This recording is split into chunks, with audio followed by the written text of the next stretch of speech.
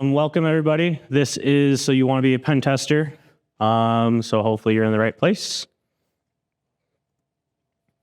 Who am I? My name's Sam Moses. I'm a pen tester for Rapid7. Well, technically a security consultant for Rapid7 on their pen testing team. So I do pen testing and security consulting. I got my bachelor's and master's from BYU.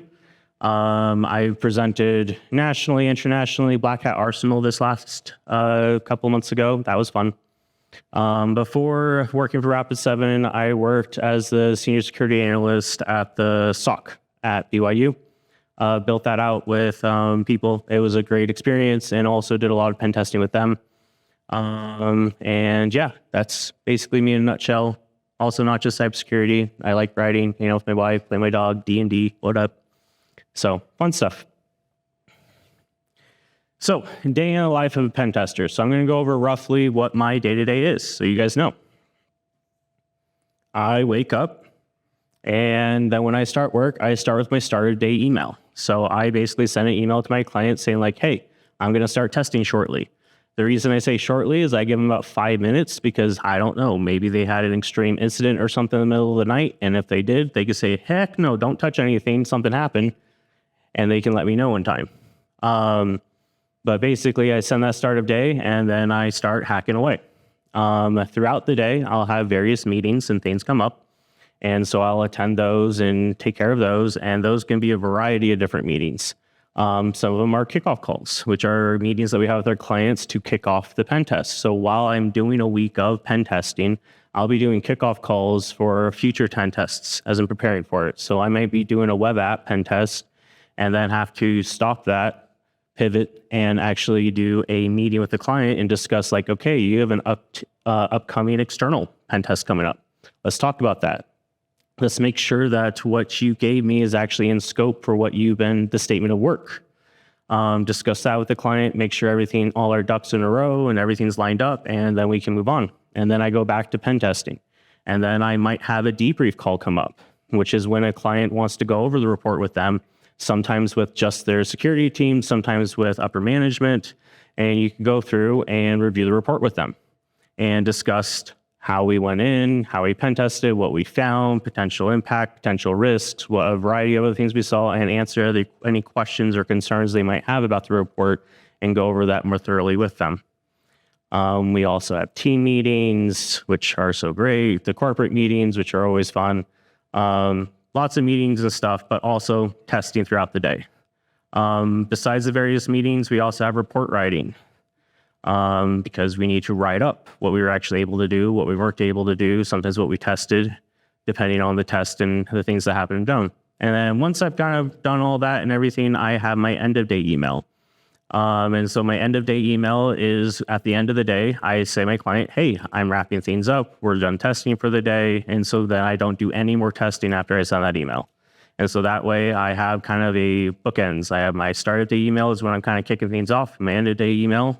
Occasionally I'll have other things come up that I'll do after I send my end of day email, maybe some trainings or different things like that.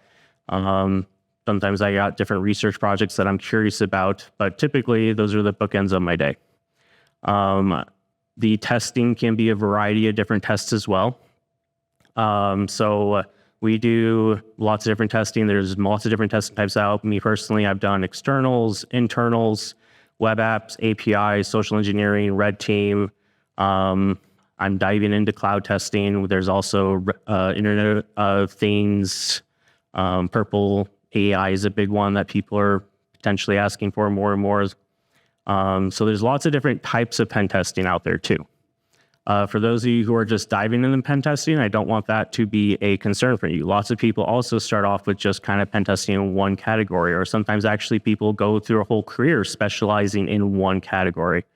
One of the best pen testers I know, he purely does web apps and APIs. He's done a little bit of networking because he's been curious about it now, but he's built a career doing web apps and APIs, and he is good. If I have a question, he's my go-to person to go ask and be like, hey, like I'm trying to do this, and he's my soundboard that I work with to show you things because he is sharp. So you can choose to specialize in a category, and when you're first starting off, specializing in a category is often a good way to go too.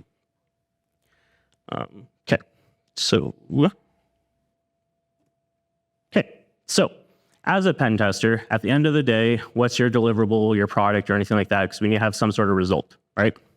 And that is the report. So if you're looking to be a pen tester, you escape report writing, you're never going to escape report writing. I don't care if you jump careers, you probably still won't escape report writing. It's just an inevitable fact. So the report is our inevitable product at the end of the day. So while I'm pen testing, I'm always thinking about what is the goal of our clients? What relevance do they need? How do we show them impact? Things like that. And so that way, when we're pen testing, we actually have a goal that we're doing it. Now, pen testing has a variety of different styles. Sometimes it's just you have 150 hosts, you're going to go scan them, try to hack them, see what different attack chains you can do and things like that. There's also goal-based pen testing, where it's just like they give you a whole entire subnet to multiple ranges and they're like, have at it. And that's kind of more loose form. Red team is normally like a month-long engagement, sometimes longer, where it's just like, okay, so it's almost like a no holds bar hack us. So you're mixing in phishing with internal and trying to get a callback and stuff. And so you're mixing all those together. Sometimes physical is even in scope for those as well. So it depends a lot on the scoping and the engagement as well. So you want to, in that initial kickoff call I was talking about, part of that discussion is what's your goals? What are you looking for? What are you hoping to attain? As well as what fits with your goals into the statement of work that was sold to them. If their goals don't align with the statement of work, because sometimes salespeople don't get it right, that's fine. You can do a change order, work with them. But the whole point of being a pen tester is also you're going to be a security consultant. So you're not just hacking away at things. You're going to be working with your clients involved, whether it's internal or external. If you're an internal pen tester, you're also going to be working with your clients. Your clients are just going to be another team that you probably interact with. And you're going to be working with them and doing a lot of that discussion to make sure, because you want to make sure you guys are aligned, because when it comes down to it, while I have my red team hat on when I'm hacking away, and sometimes it was like, dang it, they did this, dang it, they did that. And at the end of the day, it's a good thing because we're all on the same team. We're the good guys trying to find their vulnerabilities before the bad guys find them. So what's a good way to show relevance? Dumping into TDS, getting system admin, who am I, root, all that. These are all great things and everything. But honestly, at the end of the day, this is great if you are working with a purely technical group. But this is going to mean nothing when they take that report and show it to their stakeholders, when they show it to their upper level management. This isn't going to really mean nearly as much to them. It should mean stuff to us, but the main goal of this is really just to get to be able to have access to all the data. The data is at the end what the company has that we want to, as pen testers, access and achieve. So it depends a lot, again, on the company you're working with. Let's say that you're working with a nonprofit company, and so they get donations and stuff in. I've done a pen test that the way that I was able to, like, I went through the debrief call with them, went through a report, was discussing and everything. They wanted a very detailed debrief call. So like I went through all the steps and everything, could feel people's eyes glazing, see some of them when the ones that had their actual camera on in Zoom.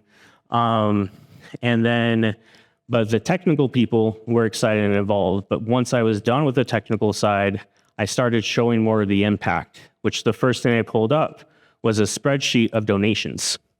And the donations had names, contacts, various information, as well as whether the donation wanted to be remained anonymous or not. And about half of them were anonymous, which means I had the contact information of people who want to be anonymous for a charity organization, and which means I could easily expose that, ruin reputation of the company, and do lots of damage to this charitable organization. So knowing what the company is, knowing what their goals are, it can help too. I've had people also in kickoff calls being like, we know our password policy is trash, but we haven't been able to prove it to upper management. If you could find a way to do that, that'd be great. And I think it was my second password spray I ran across them. I got like a ton of passwords, so I was able to then pivot. Sometimes they think they want something, and then you kind of suss it out with more of a discussion, and you realize that isn't what they want. So what you want to do is figure out what they want, figure out what they really want, and then have the data to try to impact and show that. One of the companies that I've worked on was a medical company. And so like, I literally show them like, hey, I got DA. This is great. I have access to your whole entire network for all your different machines and everything. It means nothing. And there's like, which means I have access to all these patient records. Immediately everyone's awake and paying attention. So the way you can show the impact is through the data. Banking companies, you know, their different finance records, information, all that stuff. So DA is great. It shows that you have access to everything. For the technical people, that's their eye opener. But then that's not the only stakeholders you're dealing with as a pen tester. You're dealing with all the stakeholders in the company as a whole. So you have to keep that in mind as you're testing and doing things.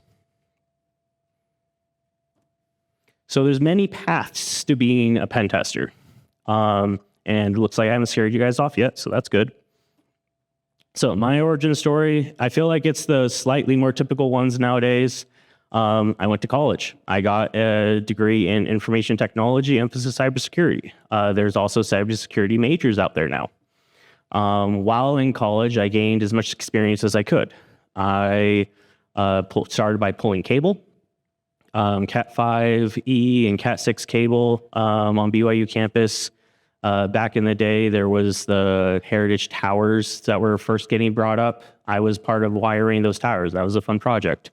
From there, I jumped ship and started working as a system administrator in the computer science department.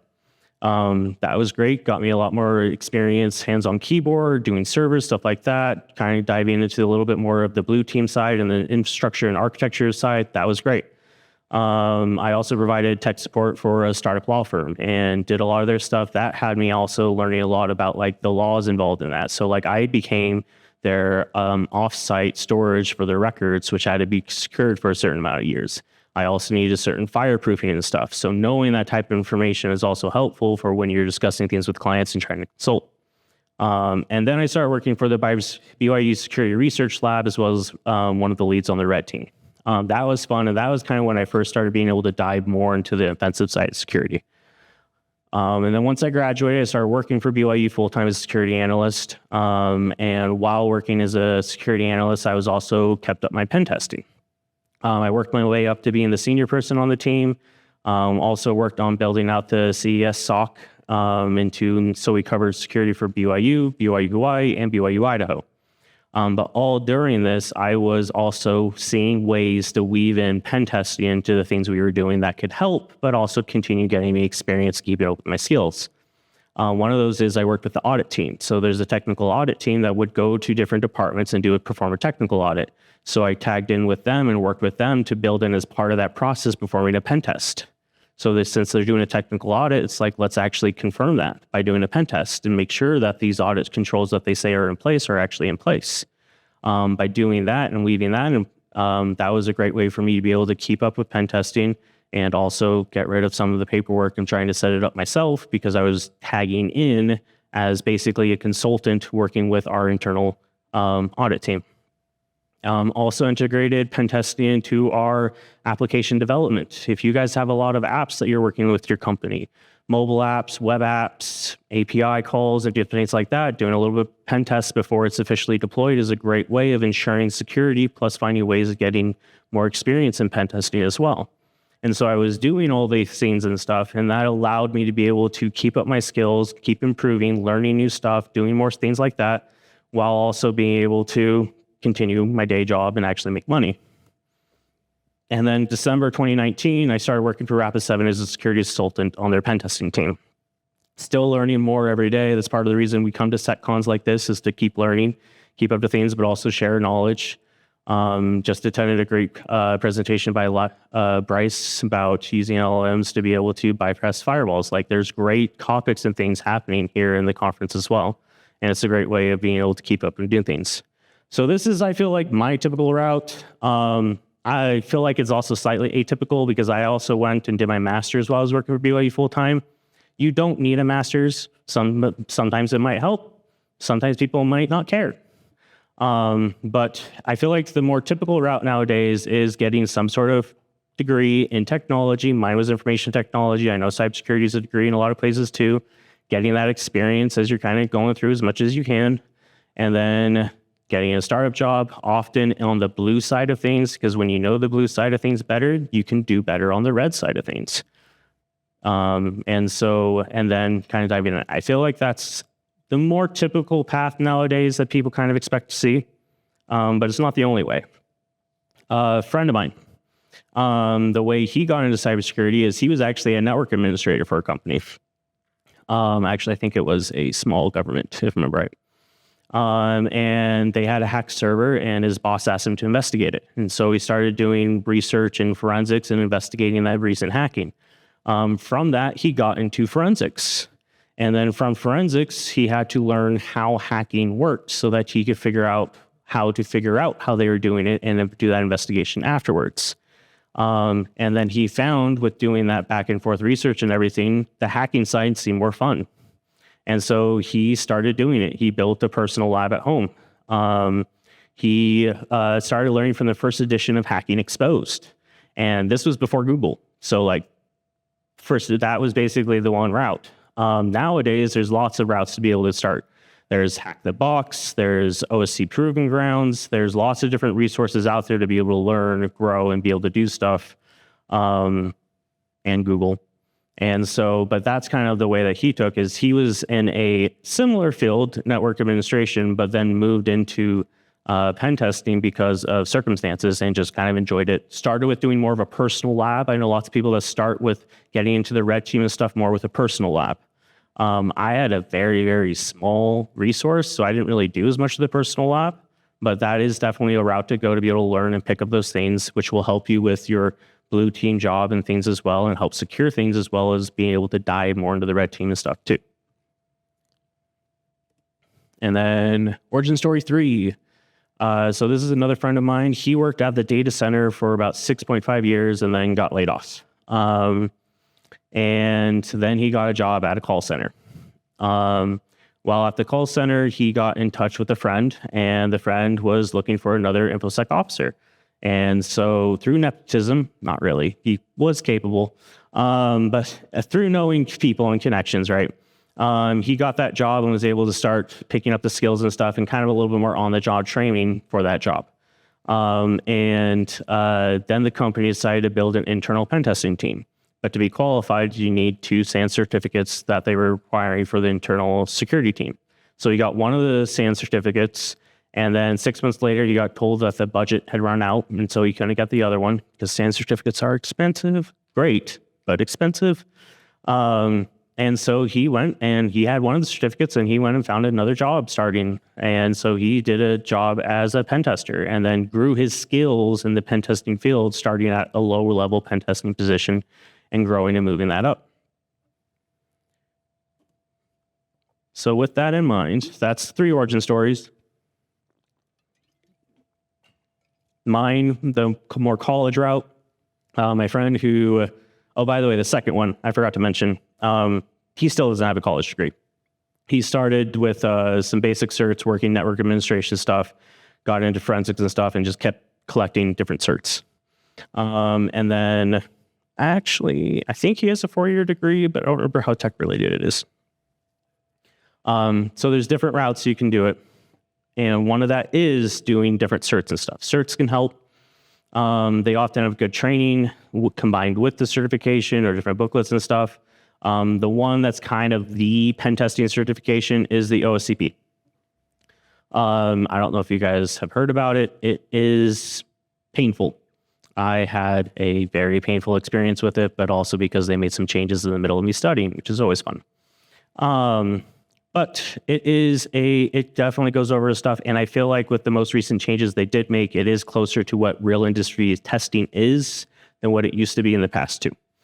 So the OCP, it's often used also as a minimum requirement for different government agencies and stuff too. So if you're working for a consulting company that also, or want to work for a consulting company that does government contracts, the OCP is typically a requirement for being able to do those type of contracts. Yeah. And so,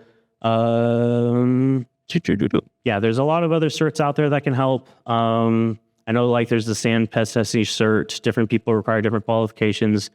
And there's different stuff out there, but the biggest thing is, besides certification, is experience. And the experience doesn't have to be like, I do a lot of hacking, I do this and that. It's being in the industry, being in the field, knowing the talk, not just BSing your way through it. I did a lot of interviewing in my position before this, and it was when we got into the hacking section of the interview, it was very obvious those that have attempted, and very obvious those that maybe have just read something, and very obvious those that were just talking out their butt, saying that they knew what they were doing, even though they had no idea. So when it comes to especially hacking and these other specialized positions, it's a lot more easy to tell when someone is just trying to fake their way through it versus actually being a real person in the industry. So another thing that can help a lot is get to know the command tools and the common other tools and things, and kind of learn the lay of the land of the field. So here's a variety of different tools that can help with different things with pen testing. Nmap. Nmap also can help with trying to just do port scan and things like that. But there's also Nmap scripts, which can help a lot. Nmap scripts come and have different vulnerabilities and things that you can then scan for if you're seeing different things and stuff. And Nmap scripts is a great way to go. I would not worry about memorizing things. This is a personal thing for me. Everyone has their own thing. I personally think memorizing things is kind of useless as long as you have notes that you can refer back to. I naturally end up memorizing things because I use it a lot. But it's kind of like when people in the chemistry required you to memorize the periodic table. That made no sense to me because every chem room I've ever been in has a periodic table on the wall. It's like, why memorize something if you can look it up? And I fully agree with that. That said, you need to know the techniques. You need to know what to be looking at when you're doing it. So Nmap is a great tool. You don't need to know all the Nmap scripts, but you need to know how to look up the Nmap scripts when you run into different things. That's the other thing with pen testing. Everything's going to be a little bit different because while you're pen testing, you're going to have these main attack paths, main attack vectors, common ports you're looking for, but things are going to vary. Every single person's environment is going to be different. Every single company's environment is going to be different. Every single password setup rules and stuff that you're going to be spraying is going to be a little bit different. So you need to know how to alter those on the fly, but you need to know what to be looking up to be able to start doing those things on the fly too. So having that experience, learning these tools will help you be able to know and be comfortable with being like, okay, I'm doing this command, I'm doing this command, I'm doing this flag, I'm doing this flag, and then switch it up where it's just like, oh, but I need to switch this up because I need to look at these ports, or I want to actually run some different scripts than I typically run, be able to see what's going on here.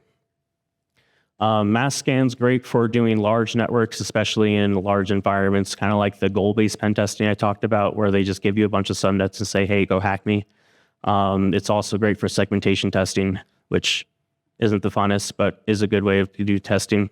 Responder is a great man-in-the-middle tool where you're poisoning the network and potentially catching credentials. So that's more of an internal pen test type tool. Same with man-in-the-middle 6. That tool is something that will be setting up a rogue DHCP for IPv6. And often people don't need IPv6, but they also don't turn off IPv6. And so if you set that up, then you're going to be able to man in the middle. And that combined with Responder works real good in being able to catch different NTLM hashes too. And then depending on the type of hashes passing, there I was about to say. I didn't think I had it. NTLM relay. So that's one of the most common attack vectors still in the industry that we end up using to get network access. We do NTLM relay. And so that simply is because people don't turn in SMB signing. Is there different ways to find out that? Yeah, one of it is an Nmap script. You can run an Nmap script and test to see if SMB signing is turned on or is required, is turned on but not required, or is disabled. And so all these tools start being able to interact with one another. You're figuring out these different attack vectors, and this is how you know the lay of the land. Because in these interviews, they're going to be asking you about that type of information. What are these attack paths? How do you chain these things together? And the more you know, better conversation you have, the better way you can be presenting yourself, and the more ground you're gonna have under your feet to get going when you first start the position too. Burp Suite, that's a good tool for web application and API testing. There is a free license. The free license does a lot of what you need to do, but also there is a pro license, which isn't a lot. and knowing how to capture responses and requests, being able to alter them, how you're going to switch them up. That's a great tool to use. I use it on literally every web application and API test that I do. So if you want to get more into the web apps and APIs, that's a tool that you're going to want to get some experience under. Postman, if any of you guys have done any API development stuff, you're probably very familiar with Postman. API pen tests, I normally load my stuff through Postman, and I'm sending stuff through, and then I'm proxying it through Burp. And so knowing how to properly set up proxies is another thing that's good, especially for when it comes to web app and API tests. And so all of these things can help you be able to build that common tools understanding to be able to present yourself the best way possible and to have that foundation to build on when you actually start working more into pen testing. GoFish is a great framework that I still use for social engineering and phishing specifically. One of the things in GoFish is you can actually change one of the headers. And so changing that header changes it from saying GoFish in the email to something else. So knowing little caveats like that too is also a good way to show that you are, even if you've never done phishing before, that you're messing with the tools, you know how they work, you're testing things, you're figuring stuff out, and you're doing that. There's lots of tools out there. There's lots of more stuff you can do. This kind of is some of the basics to give you an idea between externals, internals, and phishing and various web apps and stuff, and kind of the basics of pen testing. But you also need to know the lay of the land.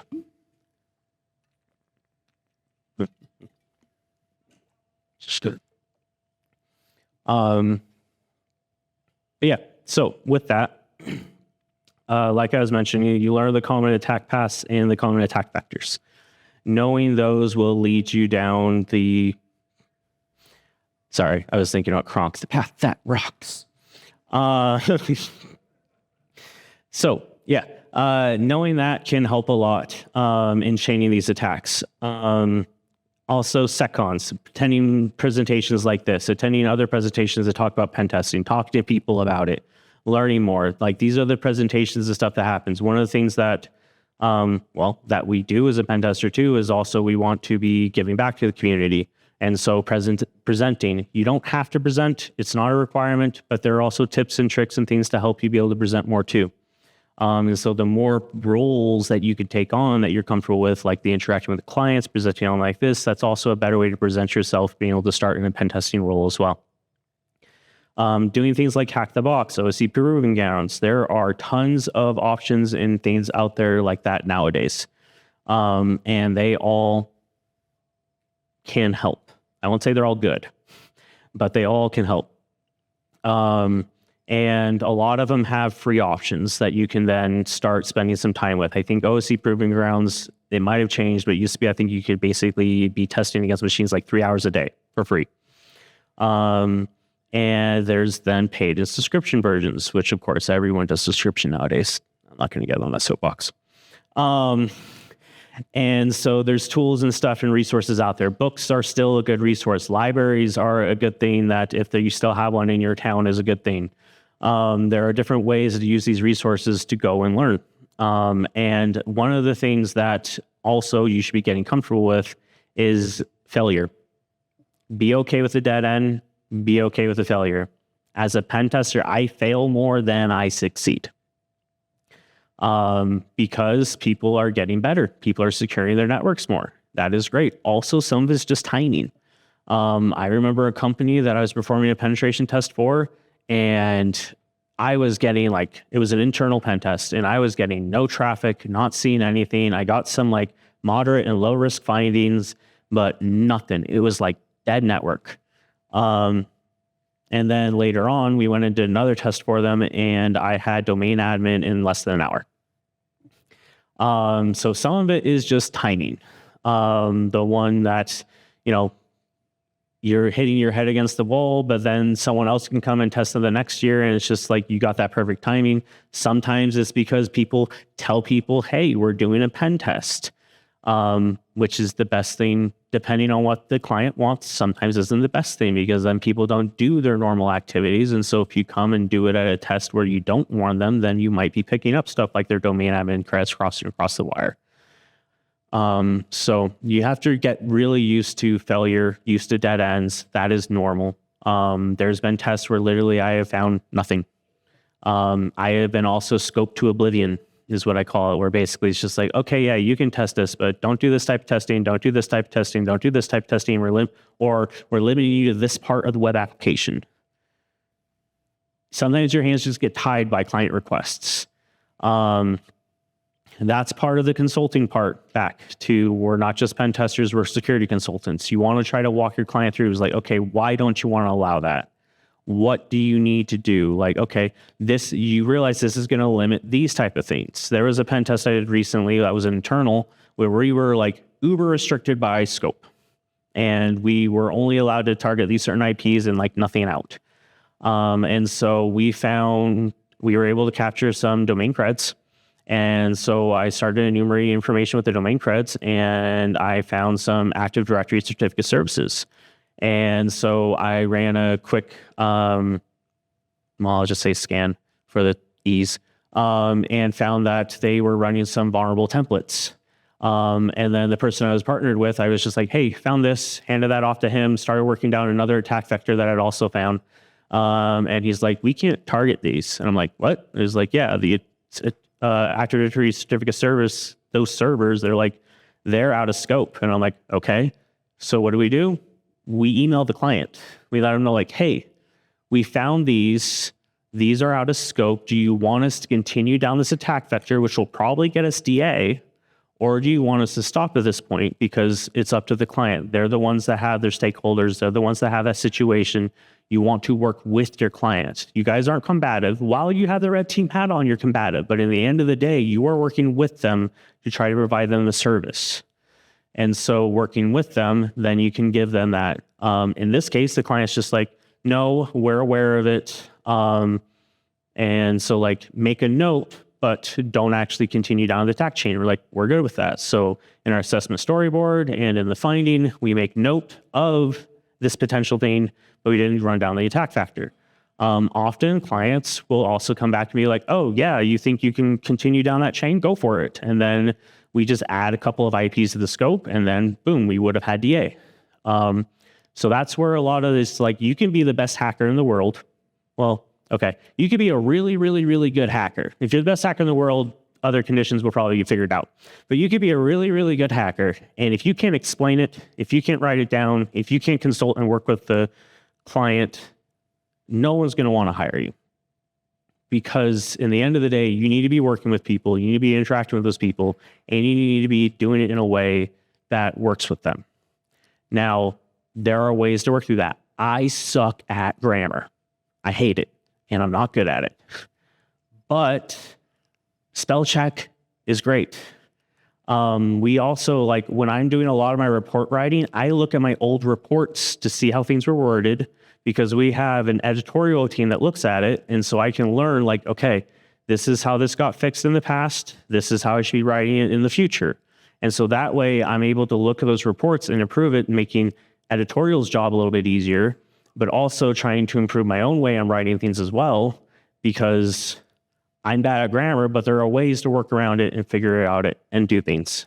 So if you're worried about the report writing, worried about interacting with the clients, don't. You will be able to get practice. You'll be able to work on it.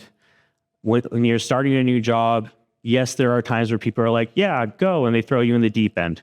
Eventually you tread water and figure it out, maybe with getting some beach balls thrown at your face, but you will eventually figure it out. So don't be shy or worried about that.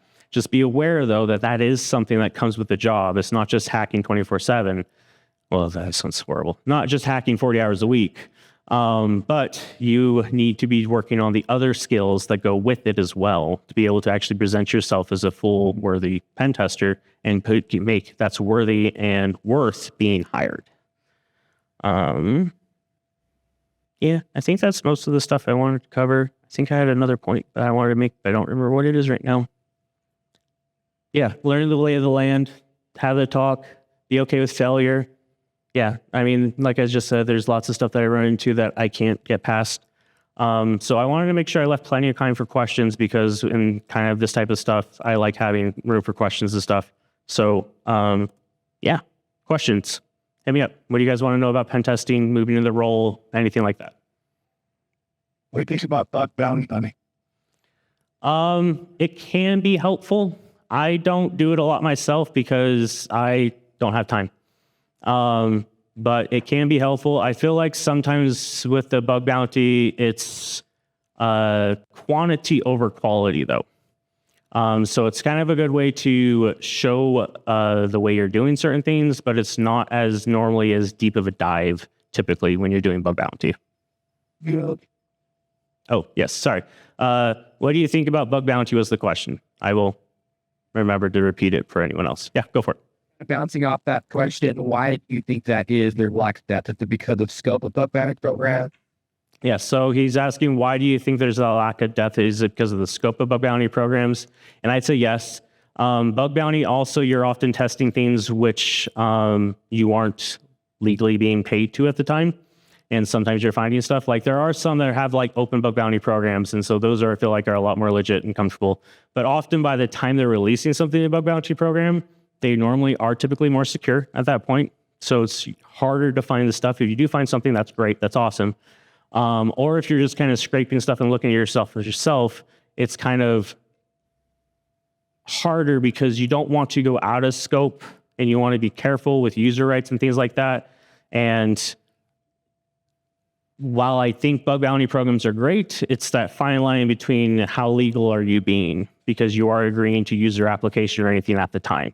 And for me, I rather keep my job than have to worry about court appearances. Any other? Yeah. You're pen test. They require Am I doing pen testing in a stage environment or production? Was that the question? So we do pen testing in both. That's another thing that depends on the client.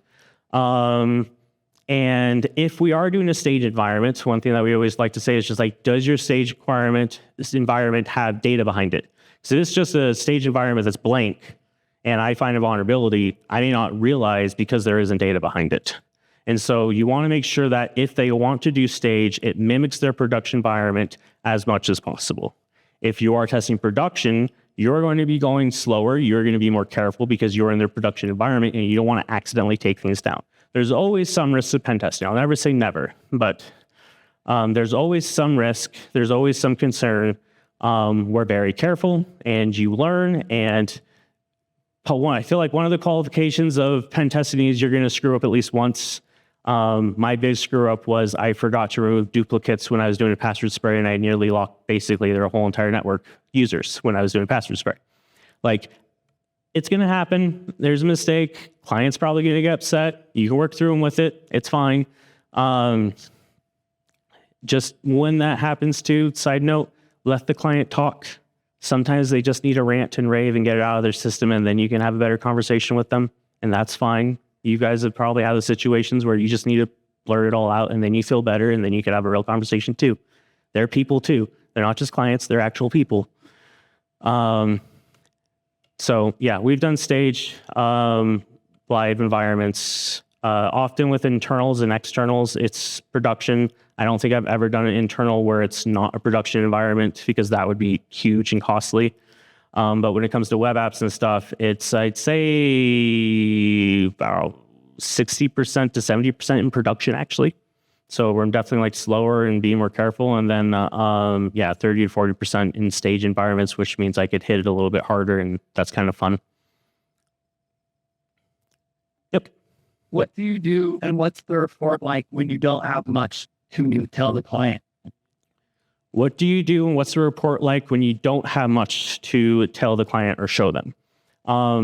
I've had reports where literally I've had no findings. And so what I do is I show things that I tested in the assessment storyboard. So that way the client knows, like, hey, you didn't just spend $1,000 on a pen test and here's a blank report. You want to show them, like, hey, I tried this, I tried this, I tried this thing, I tried this thing.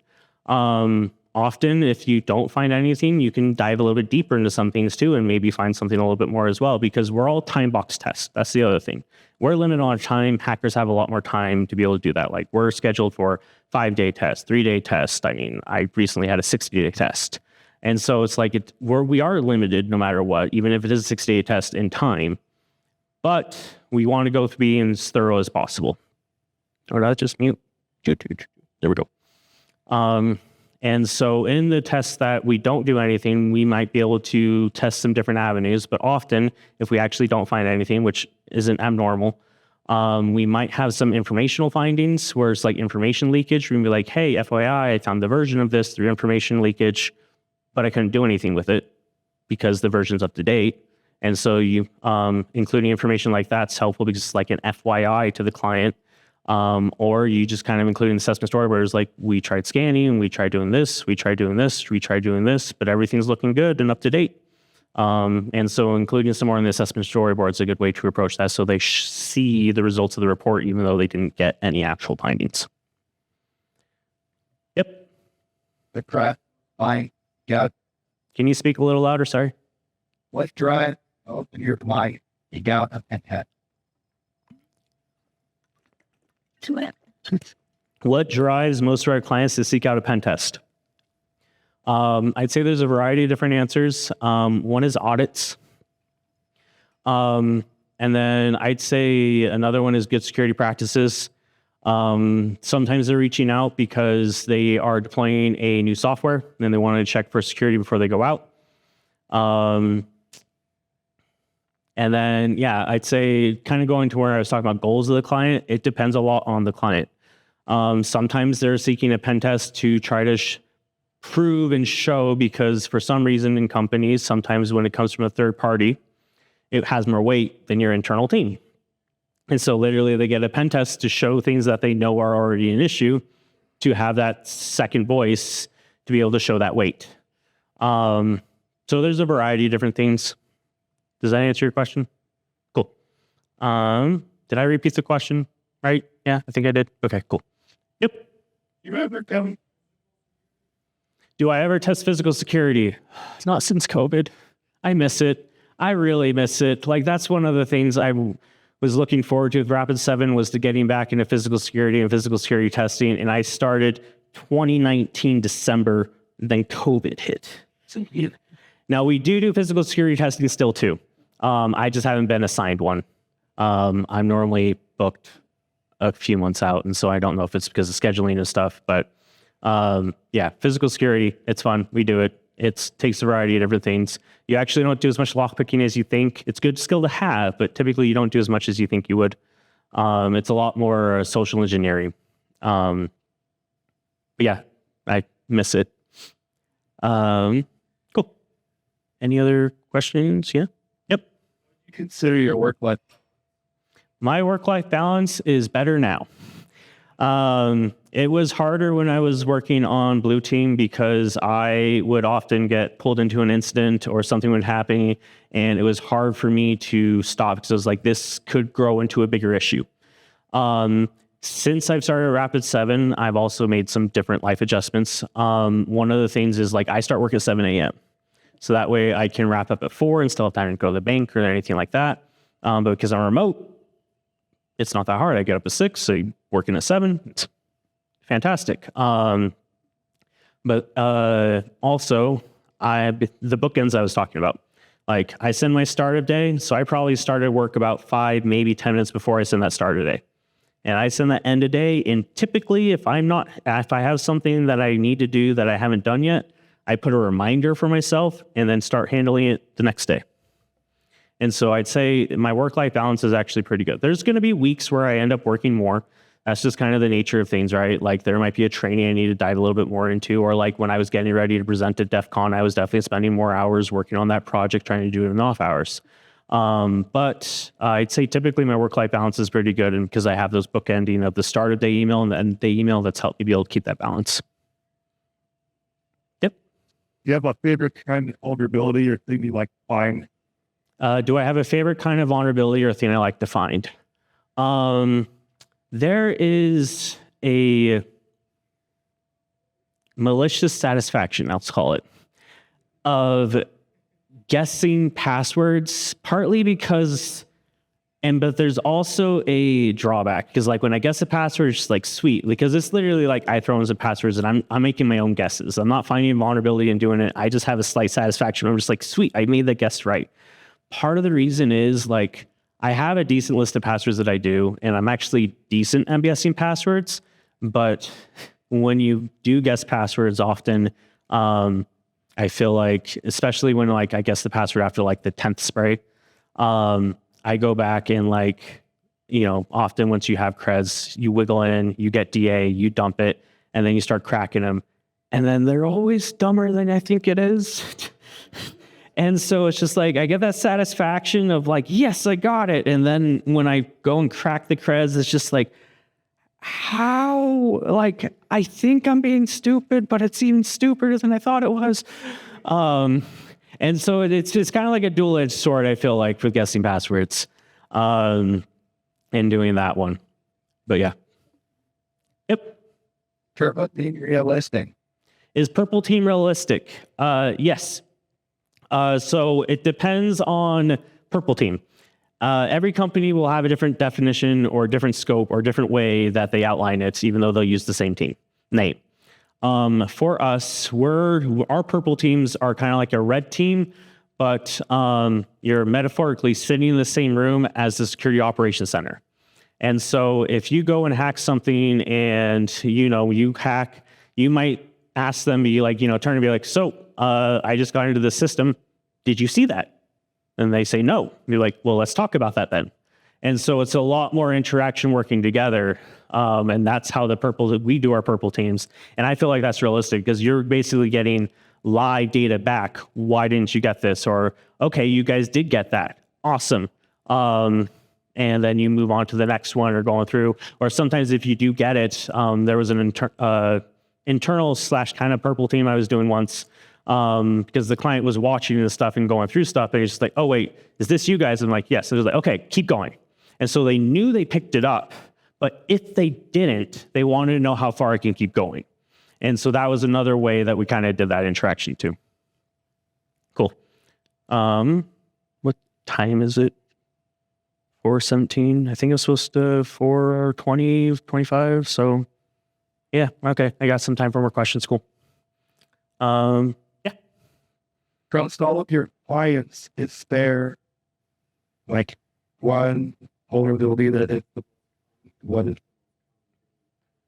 Across all your clients, is there one vulnerability that is the most common, or what's the most common one you found?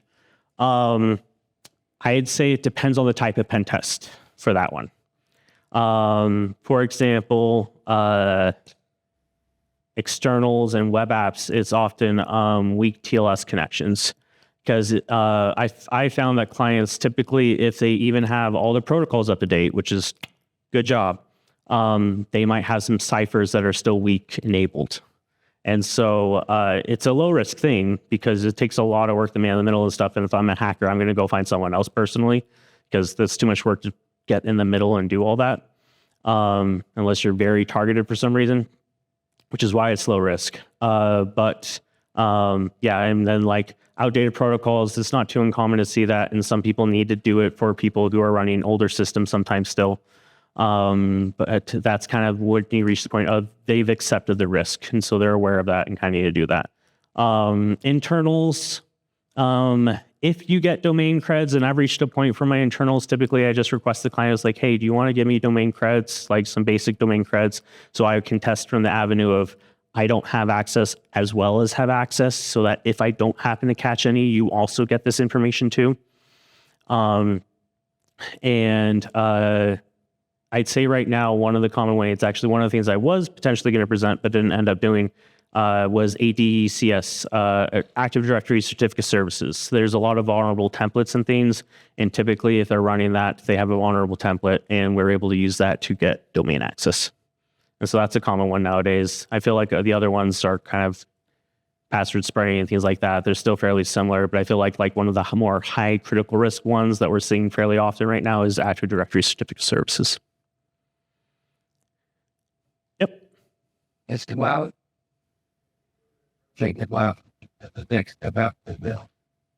We book it on financial. So if you were approaching clouds, the next step after this, would you be doing it as credentials and then at API? Is that what you're saying?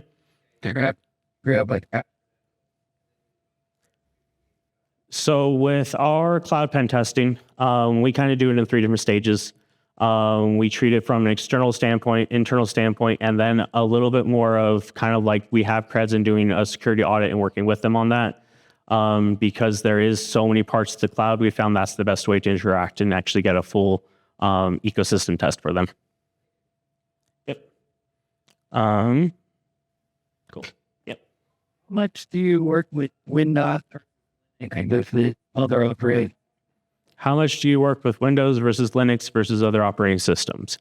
I'd say Windows and Linux are definitely the ones I run into most, but that kind of goes into the you never know what you're going to run into on a pen test.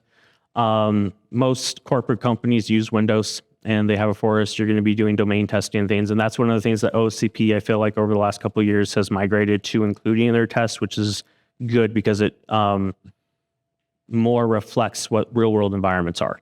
But I've also run into Linux servers and other one-off servers. And that's kind of where during every single test, I'm also like writing the stuff I don't know, researching. And that's where like knowing the tools, knowing how to manipulate the tools, knowing different nmap scripts that you could potentially run, knowing a little bit of scripting, typically Python, because hacker tools are commonly written in Python. So if you need to do a little bit of tweaking to adjust it for whatever new thing you found, that works. That's where that kind of comes into play and part of the testing experience. Cool. Oh, yep. Do you ever roll in tools? Do I ever roll my own tools? Make my own tools? Yeah. What I presented at Black Hat Arsenal, while I wasn't the lead on the project, is actually a security audit tool for testing multifunctional printers. We designed it so that it could be used by security auditors, security analysts, or pen testers. And if this is a pen tester, it basically lists the potential vulnerabilities, and then you can go and mess with that. I've also done some different scripting Python tools for social engineering, OS encrypt, things like that. Other than the multifunctional printer one, I don't do as much because there are some really good coders on our team. And if I can whisper in their ear, I might get a bug in it and they'll go do it for me. Because like I can code, but they are. And so I stick to my niches and what I'm good at, and I'll whisper a bug in there and hopefully have them go do it for me. You mentioned Python. Me personally, Python's typically what I use when I'm writing. If I have to write in a different language, it's because of a specific requirement of the tool or something, because Python's basically my go-to for everything. But yeah, that's a personal preference as well as typical, I feel like, for people who script stuff together quickly. But yeah. Cool. Any other questions, comments, concerns? Awesome. You guys are great. If you guys do have more and you don't want to bring it up, I'll be here for a little bit too. Come chat. But yeah, thanks everyone. That's it.